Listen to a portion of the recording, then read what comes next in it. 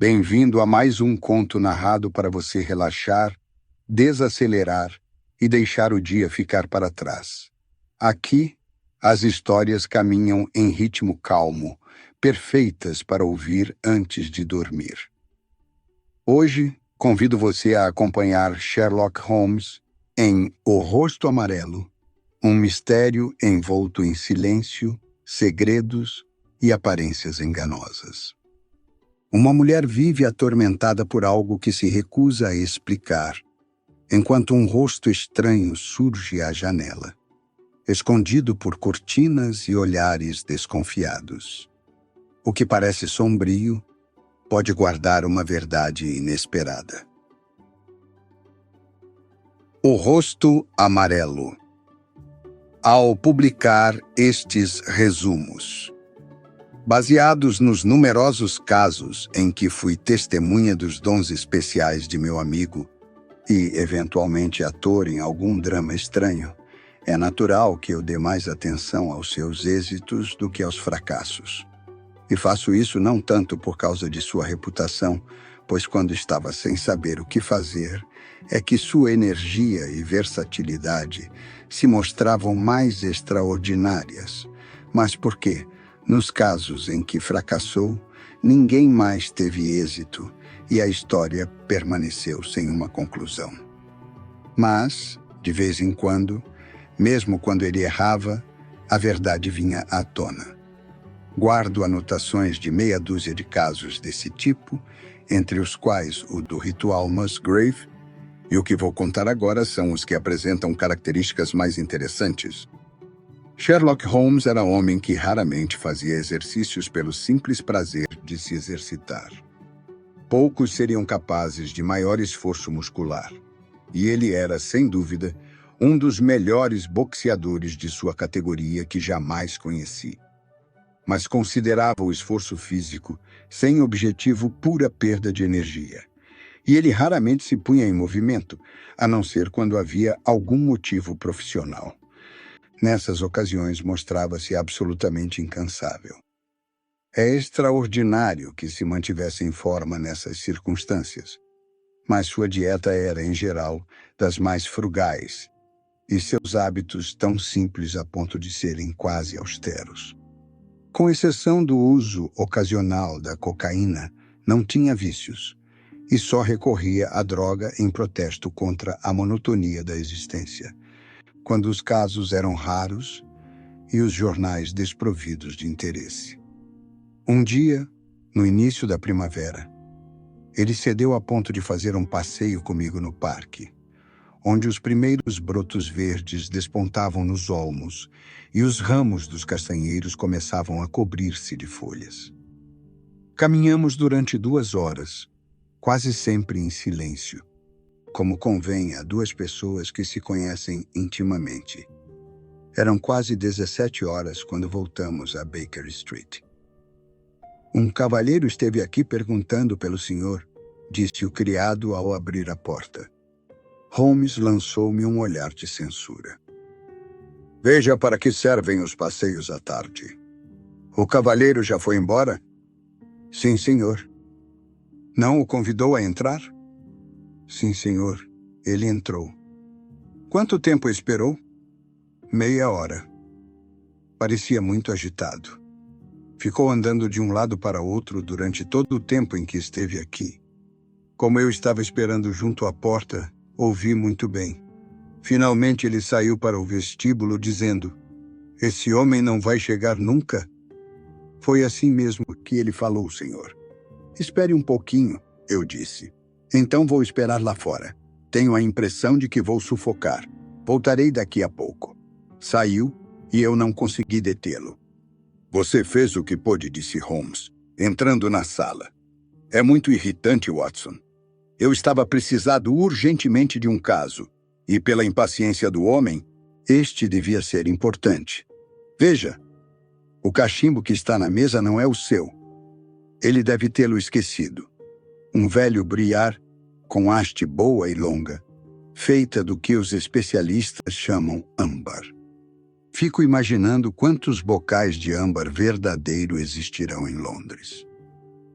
Muita gente pensa que um ponto escuro é sinal do artigo genuíno, mas há uma verdadeira indústria especializada em colocar marcas falsas em falso âmbar. O homem devia estar bastante perturbado para esquecer um cachimbo de que, evidentemente, gosta muito. Como sabe que ele gosta do cachimbo? Perguntei. Bem, avalio o custo original do cachimbo em 7 libras e 6 pence. Ele foi consertado 2 vezes, uma na haste de madeira e outra na biqueira do âmbar. Cada uma dessas emendas foi feita, como vê, com aros de prata, e pode ter custado mais que o preço original do cachimbo. O homem deve gostar muito dele, já que prefere consertá-lo a comprar um novo pelo mesmo preço. Mais alguma coisa? Perguntei, pois Holmes continuava a revirar o cachimbo e a observá-lo, pensativo, com o seu jeito peculiar. Erguendo-o, deu-lhe pancadinhas com o dedo longo e fino, lembrando um professor discorrendo sobre um osso. Cachimbos apresentam, às vezes, um interesse extraordinário. Nada tem mais individualidade, à exceção de relógios e correias de botas. Nesse caso, os indícios não são nem muito marcantes, nem muito importantes. O proprietário é evidentemente um homem musculoso, canhoto, de hábitos descuidados e não precisa economizar. Meu amigo deu a informação em tom casual, mas notei que me olhava de relance para ver se eu acompanhava o seu raciocínio. Acha que é preciso ser rico para fumar um cachimbo de 7 shillings? Perguntei. Esta mistura é Grosvenor e custa 8 pence a onça, respondeu Holmes, derramando um pouco na palma da mão. Como ele poderia obter um fumo excelente por metade do preço, não precisa economizar. E os outros detalhes? Ele tem o hábito de acender o cachimbo em lampiões ou chamas de gás. Veja como está queimado de um lado. Claro que um fósforo não provocaria essa mancha.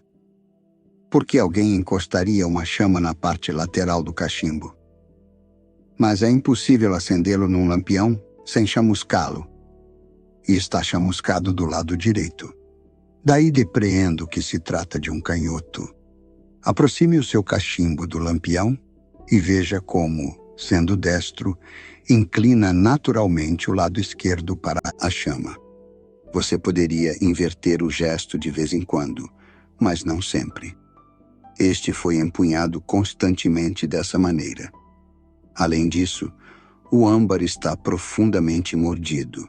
Só um homem musculoso, enérgico e com bons dentes o conseguiria. Mas, se não me engano, ele vem subindo as escadas. Teremos algo mais interessante do que seu cachimbo para estudar. Um instante depois, a porta se abriu e um rapaz alto entrou na sala. Vestia um terno cinza escuro, de uma elegância discreta, e carregava uma bengala marrom. Calculei que tivesse uns 30 anos, embora na verdade fosse um pouco mais velho.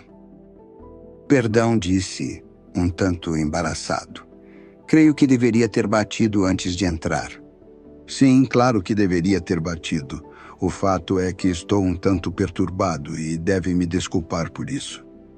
Passou a mão pela cabeça como se estivesse meio aturdido e, em seguida, deixou-se cair numa cadeira. Vejo que não dorme há 1 ou 2 noites, observou Holmes, com seu jeito tranquilo, cordial. Isso abala mais os nervos do que o trabalho e ainda mais do que o prazer. Permita que pergunte como posso ajudá-lo. Gostaria de ouvir a sua opinião, Sr. Holmes. Não sei o que fazer. Tenho a impressão de que toda a minha vida foi destruída. Quer me contratar como detetive? Não apenas isso. Quero sua opinião como homem judicioso, como homem do mundo. Quero saber como agir. Espero em Deus que possa me orientar.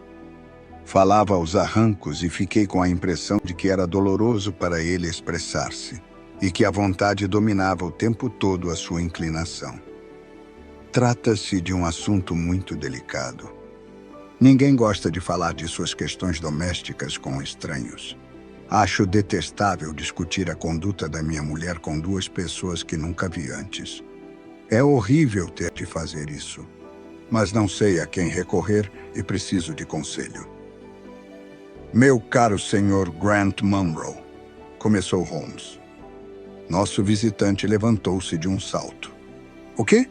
Sabe meu nome? Quando quiser manter-se incógnito, sugiro que deixe de escrever seu nome no forro do chapéu, ou então vire a copa para a pessoa com quem está falando, disse Holmes, sorrindo.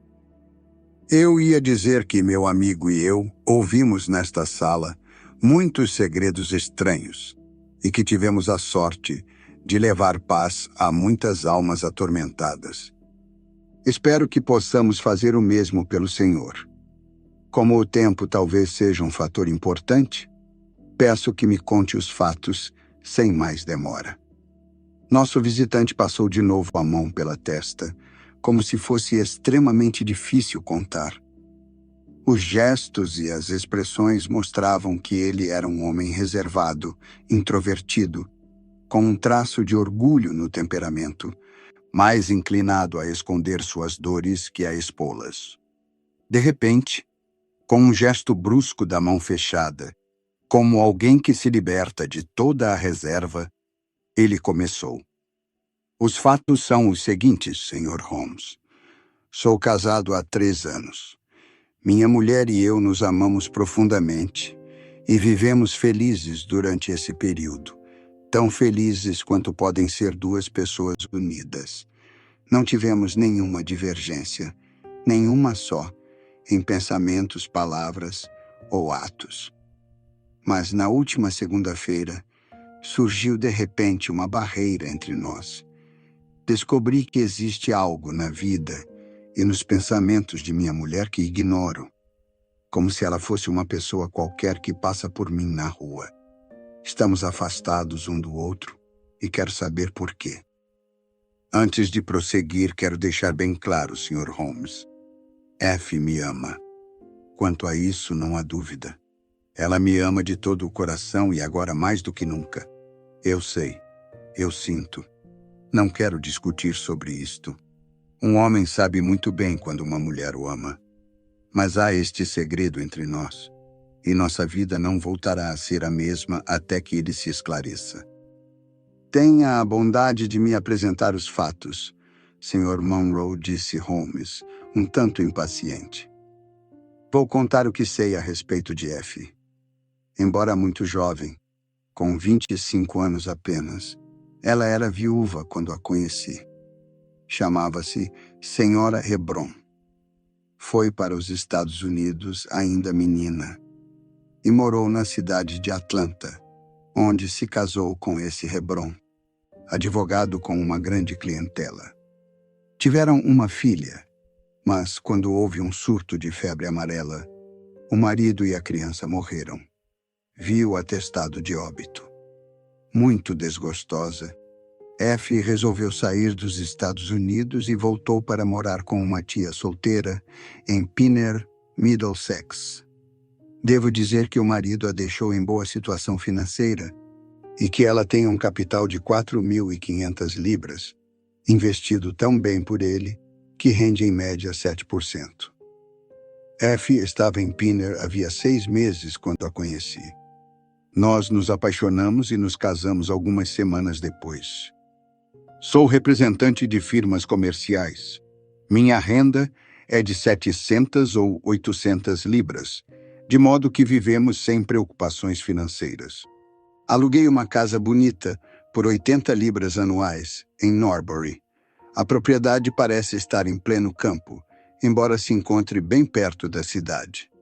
Há uma hospedaria, 2 casas um pouco adiante e um chalé em frente, do outro lado do campo. Com exceção dessas construções, não há mais nada até a metade do caminho para a estação. Os negócios me obrigavam a ir à cidade em determinadas ocasiões, mas no verão eu tinha menos coisas para fazer. E nesses períodos, em nossa casa de campo, minha mulher e eu vivemos tão felizes quanto se possa desejar. Garanto que nunca houve uma sombra entre nós até que surgiu esse maldito caso. Há uma coisa que preciso dizer antes de continuar. Quando nos casamos, minha mulher transferiu para o meu nome todos os seus bens, contra a minha vontade, porque seria muito desagradável se meus negócios corressem mal. Mas F insistiu, e assim foi feito. Há cerca de 6 semanas ela me procurou. Jack, quando transferi meu dinheiro para o seu nome, você disse que se eu precisasse de alguma quantia, bastaria pedir. Certamente. O dinheiro é todo seu. Preciso de 100 libras.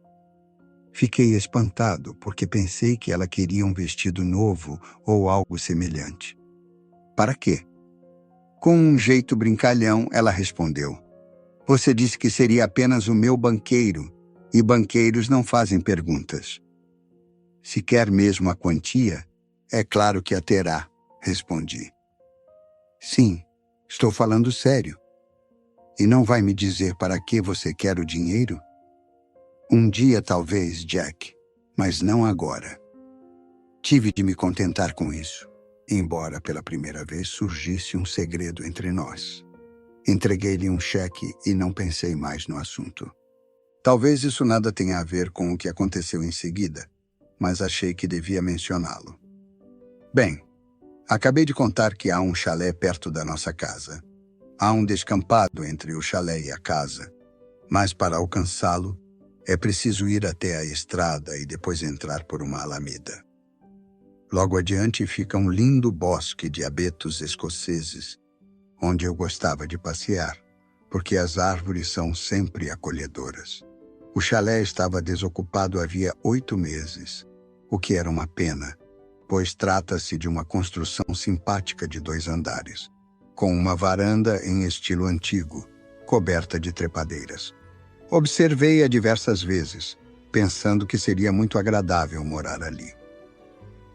Na segunda-feira passada, ao anoitecer, eu passeava por aqueles lados quando encontrei um caminhão vazio vindo da casa e vi uma pilha de tapetes e objetos espalhados pelo gramado diante da varanda.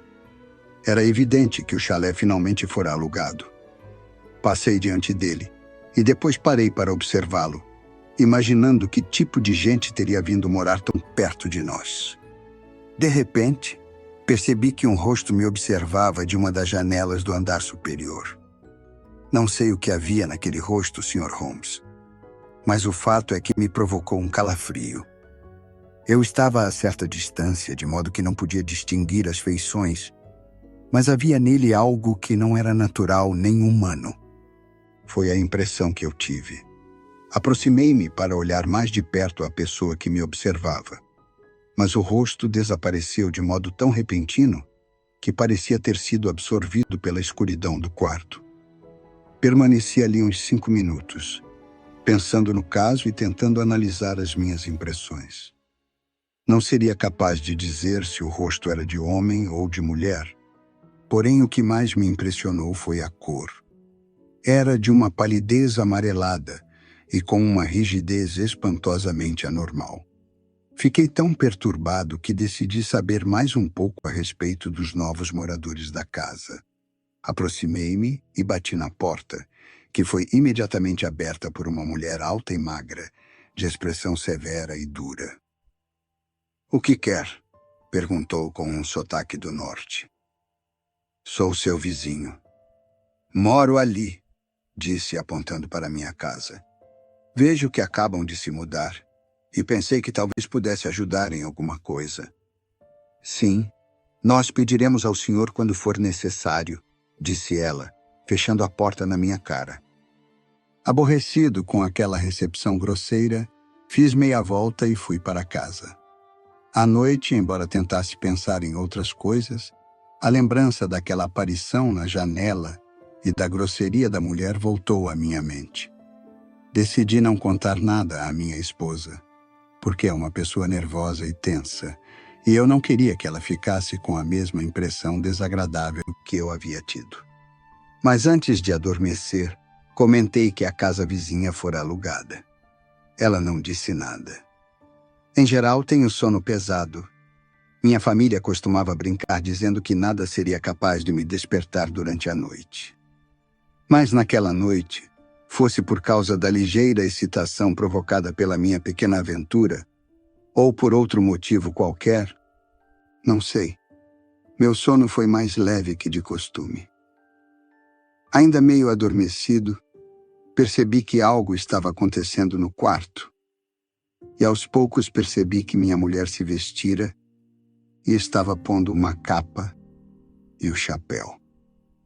Já iria dizer algumas palavras sonolentas de espanto ou censura por causa daqueles preparativos absurdos, quando meus olhos entreabertos fixaram-se no rosto dela, iluminado por uma vela.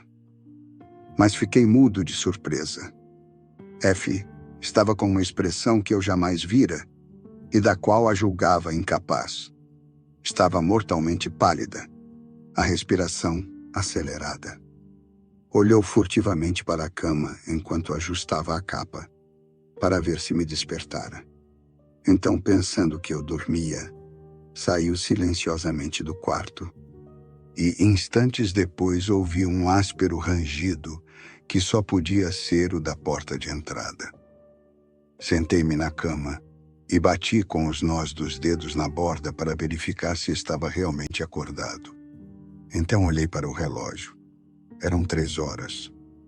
O que minha mulher estaria fazendo numa estrada deserta às 3 horas? Fiquei sentado na cama uns 20 minutos, remoendo o assunto e tentando encontrar uma explicação. Quanto mais pensava no caso, mais extraordinário e absurdo ele me parecia. Ainda estava remoendo o assunto quando ouvi a porta se abrindo devagar e passos subindo as escadas. "Onde esteve, F?" perguntei, mal ela entrou. Ela estremeceu violentamente e conteve um grito quando me ouviu falar. E o grito e o estremecimento perturbaram-me mais do que tudo, pois continham algo de profundamente culpado.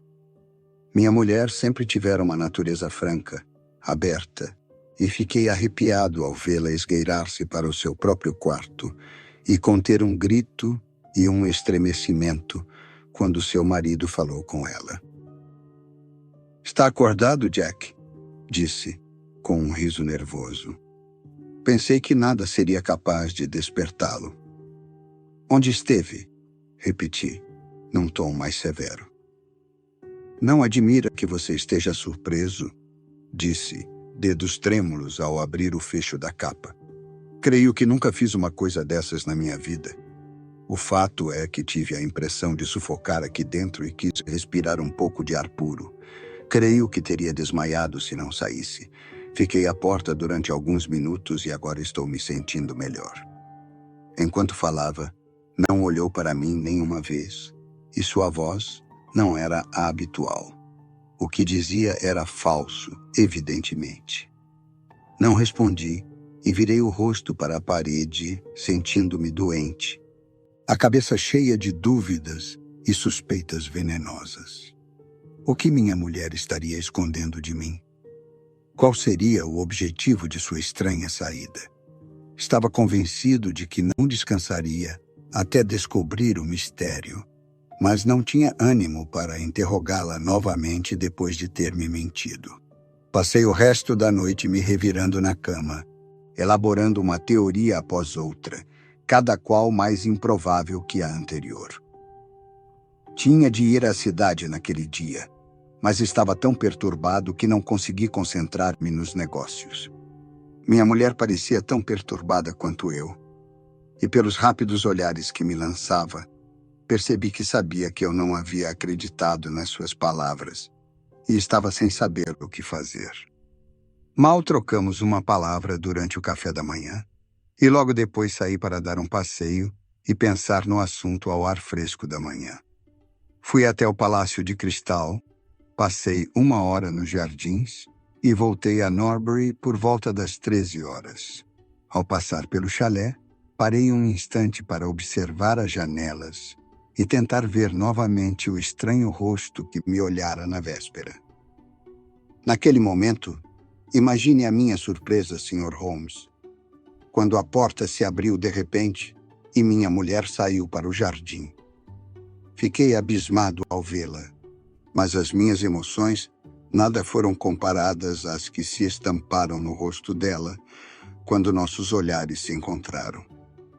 Por um instante, ela deu a impressão de que queria recuar e entrar novamente na casa. Mas, ao perceber que seria inútil tentar esconder-se, aproximou-se com o rosto muito pálido e um olhar apavorado que contrastava com o sorriso. Olá, Jack. Vim ver se podia ajudar nossos vizinhos em alguma coisa. Por que está me olhando assim, Jack? Está zangado comigo?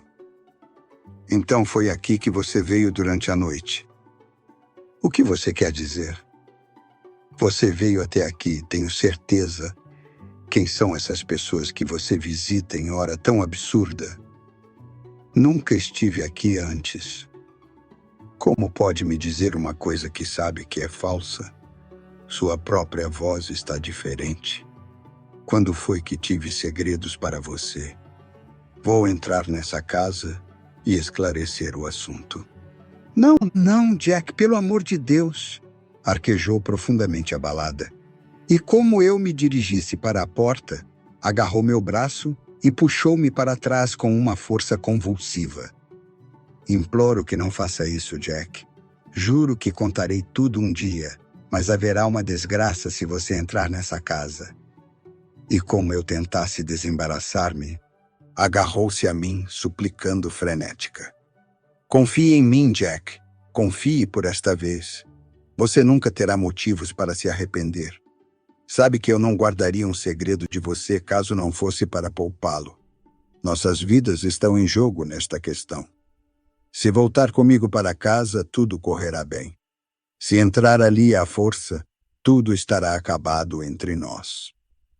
Havia tanta seriedade e desespero em sua atitude e em suas palavras que fiquei indeciso diante da porta. Confiarei em você sob uma condição, e somente assim. Que este mistério termine aqui. Você tem liberdade para guardar o seu segredo, mas deve me prometer que não haverá novas visitas noturnas, coisa alguma que não seja do meu conhecimento. Estou disposto a esquecer o que se passou, se prometer que não acontecerá mais no futuro. Eu tinha certeza de que você confiaria em mim, exclamou com um profundo suspiro de alívio. Será como deseja. Venha, vamos para casa. E puxando-me pelo braço, afastou-me do chalé. Quando olhei para trás, vi aquele rosto amarelo pálido, a nos observar de uma janela do segundo andar. Que ligação poderia haver entre aquela criatura e minha mulher? E como a mulher grosseira com quem eu falara na véspera poderia ter qualquer ligação com ela? Era um enigma estranho, e eu sabia que não descansaria enquanto não o esclarecesse. Fiquei 2 dias em casa e minha mulher cumpriu lealmente o nosso acordo, pois que eu soubesse, não arredou o pé dali. Mas no 3º dia, tive provas de que sua promessa solene não era suficiente para livrá-la da influência secreta que a afastava do marido e do dever.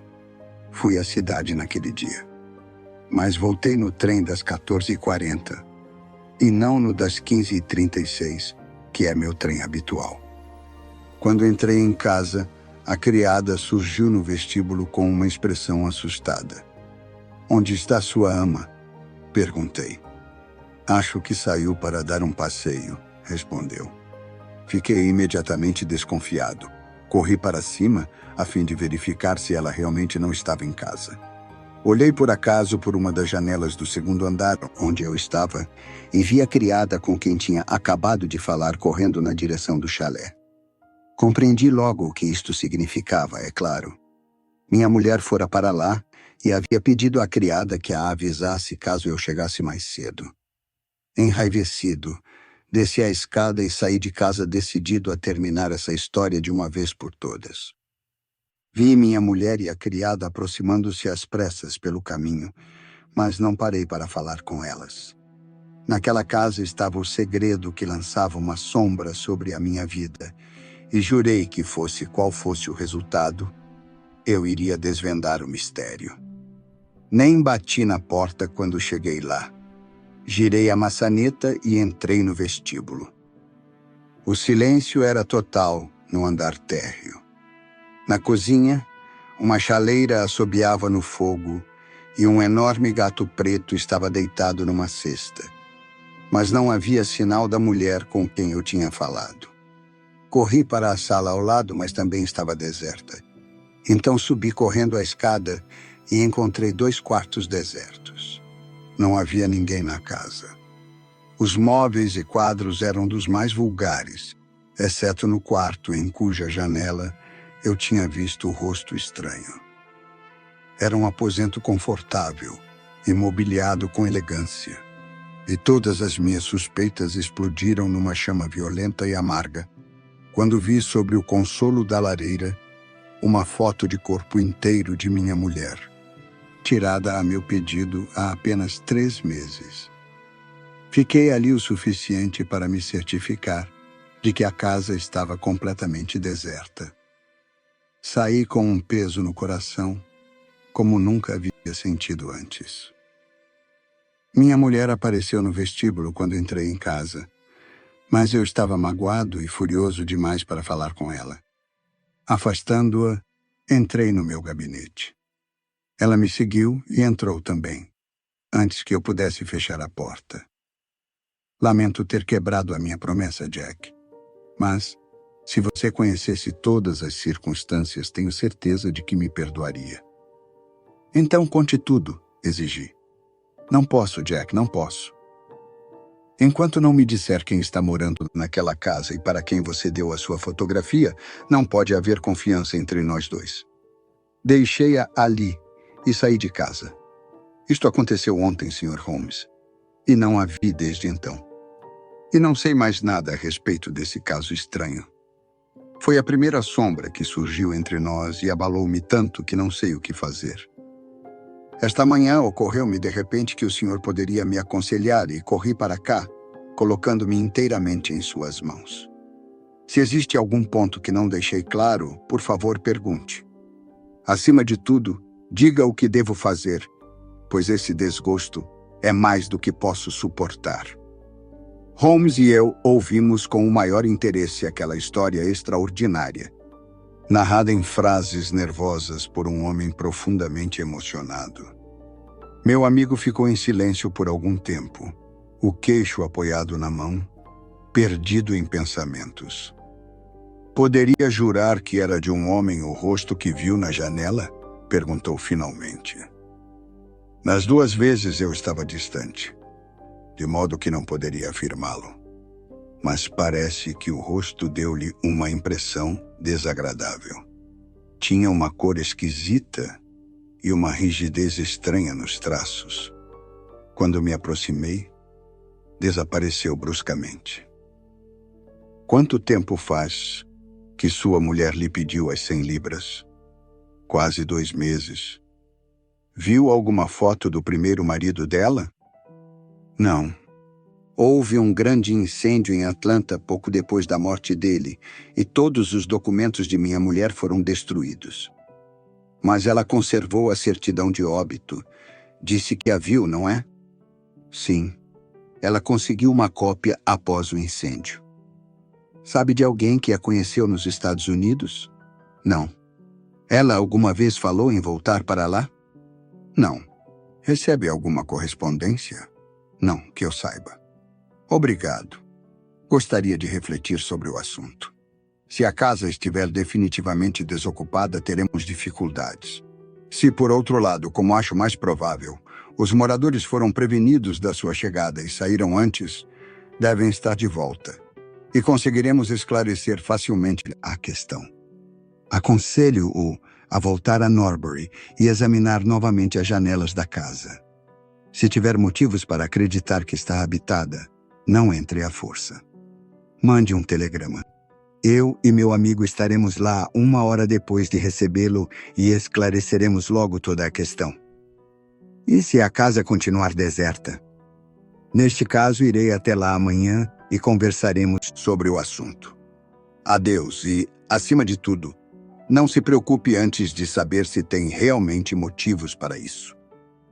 Depois de acompanhar o Sr. Grant Munro até a porta, meu amigo disse: Temo que se trate de um caso desagradável, Watson. O que você acha? Parece muito desagradável, concordei. Sim, a chantagem no caso, ou então estou muito enganado. E quem é o chantagista? Deve ser a criatura que vive no único aposento confortável da casa e tem a fotografia dela sobre a lareira. Há algo de muito atraente, Watson, naquele rosto lívido espreitando pela janela. Não perderia este caso por nada neste mundo.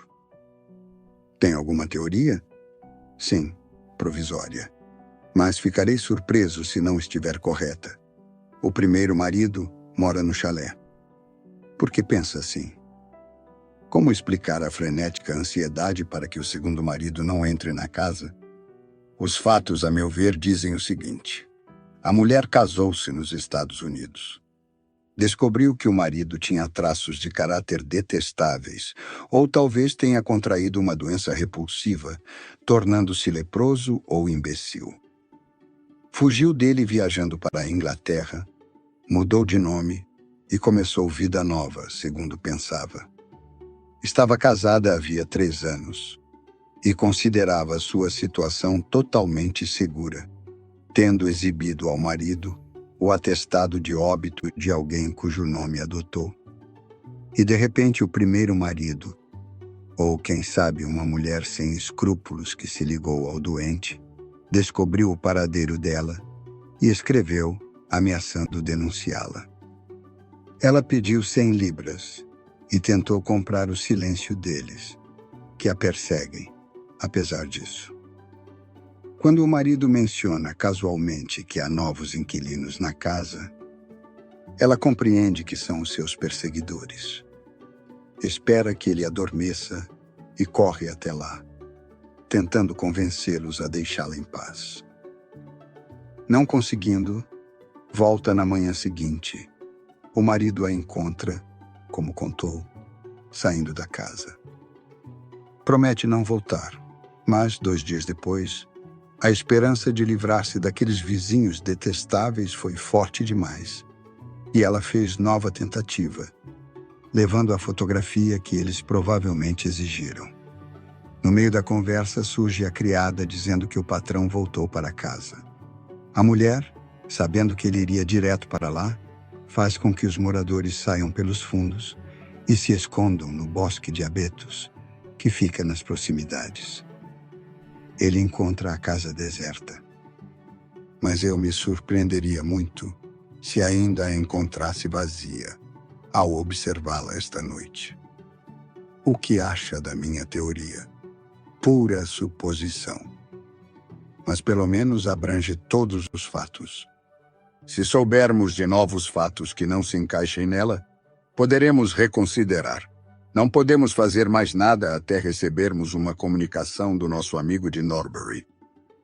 Mas não foi preciso esperar muito. Ela chegou quando terminávamos o chá. A casa continua habitada, dizia o telegrama. Vi novamente o rosto na janela. Esperarei o trem das 19 horas e não tomarei nenhuma atitude até chegarem. Ele nos aguardava na plataforma quando saltamos. E sob a luz da estação vimos que estava muito pálido, trêmulo e agitado. Continuam lá, Sr. Holmes disse, apoiando a mão no braço do meu amigo. Vi luzes no chalé quando vinha para cá. Resolveremos tudo agora, de uma vez por todas. Qual é o seu plano? Perguntou Holmes enquanto caminhávamos pela estrada escura, ladeada de árvores. Vou entrar à força e ver quem mora na casa. Quero que vocês 2 estejam lá como testemunhas. Está decidido a fazer isso, apesar do aviso de sua mulher no sentido de que seria melhor não desvendar o mistério? Sim, estou decidido. Acho que tem razão. Qualquer verdade é preferível a uma dúvida indefinida. É melhor irmos logo. Claro que, do ponto de vista legal, estamos em situação irregular. mas creio que vale a pena.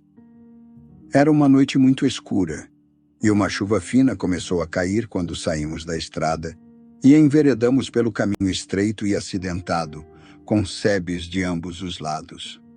O Sr. Grant Munro seguia rápido, impaciente, mas nós andávamos aos tropeções, acompanhando-o como podíamos. Lá estão as luzes da minha casa, disse ele, apontando para as cintilações entre as árvores. E aqui está a casa que pretendo invadir. Dobramos uma curva do caminho e demos com uma construção bem próxima. Uma faixa de luz amarelada mostrava que a porta não estava completamente fechada e uma janela do andar superior estava profusamente iluminada.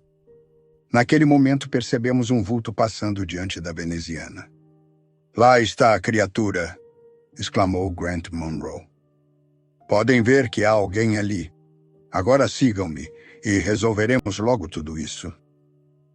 Aproximamo-nos da porta, mas de repente surgiu das sombras uma mulher que se postou na faixa iluminada. Era impossível ver as feições dela no escuro, mas estendeu os braços num gesto de súplica. "Pelo amor de Deus, não entre, Jack. Eu estava com um pressentimento de que você viria esta noite. Pense melhor, meu bem. Confie em mim, e nunca terá motivos para se arrepender." "Já confiei demais, F", ele gritou zangado. "Largue-me! Preciso entrar. Meus amigos e eu vamos resolver este assunto de uma vez por todas." Empurrou-a para o lado e nós fomos atrás dele. Quando ele abriu a porta, uma mulher idosa apareceu correndo e tentou impedi-lo de entrar, mas ele a afastou e começamos a subir a escada. Grant Munro correu para o quarto iluminado e nós o seguimos. Era uma peça acolhedora e bem mobiliada, com 2 velas acesas na mesa e 2 sobre a lareira. A um canto, inclinada sobre uma escrivaninha, havia alguém que me pareceu uma garotinha. Estava de costas quando entramos, mas vimos que usava um vestido vermelho e luvas brancas compridas. Quando a criatura se virou para nós, soltei uma exclamação de surpresa e horror. O rosto que nos encarava tinha a coloração mais estranha que eu já vira, e os traços eram totalmente destituídos de expressão. Um instante depois, o mistério se esclareceu. Holmes, com uma risada, passou a mão por trás da orelha da criança e a máscara caiu do rosto dela. E vimos uma negrinha retinta com os dentes brancos à mostra, divertida com o nosso espanto. Desatei a rir, contagiado pela alegria dela, mas Grant Munro ficou olhando para ela imóvel, a mão apertando a garganta. "Meu Deus, o que significa isto?" "Vou dizer o que significa", exclamou a mulher, entrando no quarto com uma expressão altiva e rígida no rosto. "Você me obrigou, contra minha vontade, a contar-lhe. Agora nós 2 teremos de agir da melhor maneira possível. Meu marido morreu em Atlanta. Minha filha salvou-se." "Sua filha." Ela tirou do seio um grande medalhão de prata. "Você nunca o viu aberto. Pensei que fosse maciço." Ela apertou uma mola e abriu o medalhão. Dentro havia o retrato de um homem de grande beleza e expressão inteligente, mas revelando traços inconfundíveis de sua ascendência africana. "Este é John Hebron, de Atlanta. E nunca existiu homem mais nobre sobre a terra. Afastei-me de minha raça para casar-me com ele, e nem por um instante me arrependi. Infelizmente, nossa única filha puxou a família dele e não a minha. Acontece com frequência, e minha pequena Lucy é bem mais escura que o pai. Mas negra ou branca é a minha filhinha, a querida da mamãe." Ao ouvir aquelas palavras, a garotinha correu para aninhar-se junto à mãe. Quando a deixei nos Estados Unidos, só o fiz porque sua saúde era frágil e a mudança de clima talvez a prejudicasse. Ficou entregue aos cuidados de uma fiel escocesa que havia sido nossa criada. Nem por um instante pensei em rejeitá-la. Mas quando o destino o colocou no meu caminho, Jack, e aprendi a amá-lo, tive medo de falar a respeito da minha filha. Deus me perdoe, mas temi perdê-lo. Não tive coragem de contar. Precisava escolher entre os dois, e na minha fraqueza, dei as costas à minha própria filha. Durante 3 anos mantive em segredo sua existência, mas recebia notícias dela através da ama e sabia que estava bem de saúde. Mas finalmente senti um desejo irresistível de revê-la. Lutei contra ele, mas em vão. Embora percebesse o perigo, estava decidida a mandar trazer a criança, ainda que fosse por algumas semanas. Enviei 100 libras à ama, com instruções para que alugasse esta casa, de modo que pudesse apresentar-se como vizinha, sem que eu, aparentemente, tivesse alguma ligação com ela. Levei a cautela a ponto de recomendar-lhe que mantivesse a criança dentro de casa durante o dia e cobrisse o rosto e as mãos da menina, para que, no caso de alguém vê-la pela janela, não houvesse comentários a respeito de uma criança negra na vizinhança. Se eu tivesse sido menos cautelosa, teria sido mais sensata, porém estava apavorada com a ideia de que você soubesse a verdade. Foi você quem me disse que o chalé fora alugado. Deveria ter esperado até o dia seguinte, mas não consegui dormir de tão excitada e acabei me esgueirando para fora de casa, sabendo que é difícil acordá-lo. Mas você me viu sair e este foi o início dos meus problemas. No dia seguinte, sabia que eu tinha um segredo, mas numa atitude nobre, não tirou vantagem disso. 3 dias depois, a ama e a criança mal conseguiram escapar pela porta dos fundos, enquanto você entrava pela da frente. Esta noite finalmente ficou sabendo de tudo, e eu pergunto, o que será de nós, de mim e de minha filha? Mãos cruzadas no peito, ela esperou a resposta. Passaram-se 2 longos minutos até que Grant Monroe rompesse o silêncio. E sua resposta foi daquelas em que gosto de pensar com carinho. Tomando a menininha nos braços, beijou-a e, ainda com ela no colo, estendeu a mão para a mulher e virou-se para a porta. Podemos conversar mais confortavelmente em casa. Não sou um homem muito bom, F, mas creio que sou melhor do que você me julgava. Holmes e eu os acompanhamos pela Alameda, e quando saímos, meu amigo tocou meu braço. Creio que seremos mais úteis em Londres do que em Norbury. E não disse mais nada sobre o caso até tarde da noite, quando se dirigia, com uma vela acesa, para o quarto. Watson, ele disse, se algum dia perceber que estou me tornando excessivamente confiante nos meus talentos, ou me dedicando a um caso com menos afinco do que ele merece, fale baixinho no meu ouvido, por favor, a palavra Norbury, e eu lhe serei infinitamente grato. Ao fim da investigação, Holmes reconhece que até mesmo o raciocínio mais brilhante pode falhar diante de conclusões apressadas. O mistério do rosto amarelo se desfaz, deixando uma lição silenciosa sobre empatia, humildade e compreensão. Obrigada por ouvir mais uma história até o fim. Que esta narrativa acompanhe você em um descanso tranquilo e uma boa noite de sono. Nos encontramos no próximo conto.